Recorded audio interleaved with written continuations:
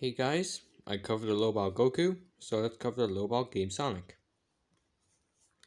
Now before I begin, I just want to say that this is mostly assumptions, but it won't really matter in the scheme of things because I'm going to cover how powerful he actually is along with Goku later in another video, so just keep that in mind, but there is some evidence to back all these claims up.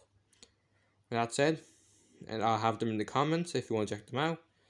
And, well, I won't have them straight away, I'll upload them later, but right now, let's get into this. A lowball based Ace Game Sonic is universal to 501 times universal. This is because he defeated the Eraser Jin, who absorbed and destroyed about half of the Arabian Nights stories in Secret Rings.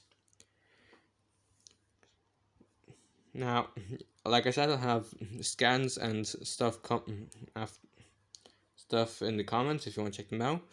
Another thing that bit of evidence that could point to this being real is that Sonic kept up with the Phantom Ruby's power, which created null space, which is a void where absolutely nothing exists. It's stated by Eggman. That could be time and space but for the sake of this, let's say it's not. If the size may or may not be infinite, but it's still an impressive feat, because that would make it at least universal, and that's the case. As for speed, we go again to Secret Rings. Basic Sonic's fastest speed feat that we can actually calculate. We can't really calculate his speed, but this is the fastest feat that we can put numbers on, so just bear with me here. Well, it's at the end of Sonic's Secret Rings, when Char stated that Sonic ran through many stories to get home. Since at least half of the stories were destroyed by the Eraser Jin, as he stated himself, I'll have a scan, like I'll keep saying, I'll have a scan. It's reasonable to assume that Sonic ran about half the stories, presumably 501 stories. But the fact is that Sonic wished all the stories is back to normal, so he could run through all the stories, 1001 of them.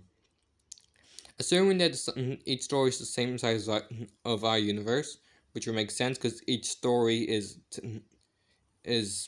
pretty much different from the last story, and it could be timelines and stuff, but let's not judge on the fact.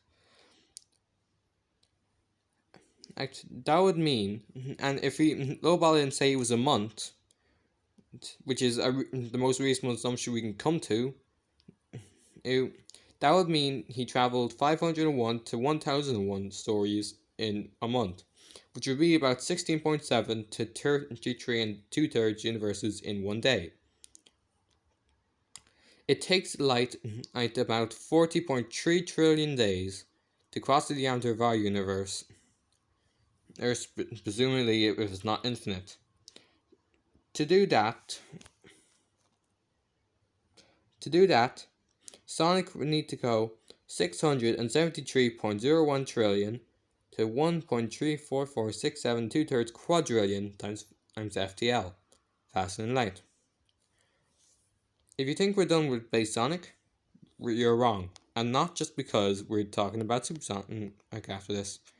If you assume Sonic came back to his universe in one day, which could be a highball, but if Sonic got fast enough for his friends to not be worried about him, this is a fair argument to make.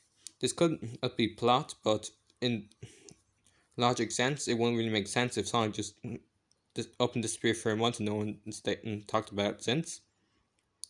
So if we assume this, Sonic would be about 3 times faster, 20.1903 quadrillion to 40.3400 quadrillion times faster than light.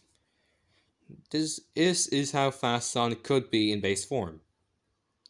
Could be. Now, let's go on to Super Sonic. A lowball Super Sonic is easily multiversal since he bets Solaris and the Time Eater, who either were absorbed and erased all the timelines in the Sonic universe, or at least most of them.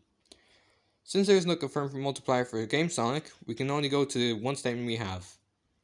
If people are Sonic fans, you probably know this. The Archie comics. Now hold on.